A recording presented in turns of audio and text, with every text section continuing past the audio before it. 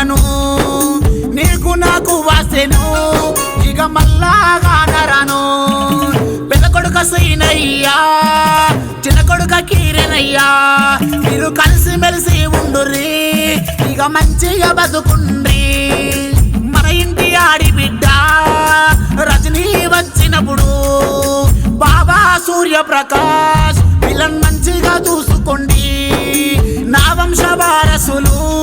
నా బంగారి మనుమన్లు వియాన్షయ్యా సాయి అభినవయ్యా ఇక నేనెళ్ళిపోతున్నారా మీరు అందరూ భద్ర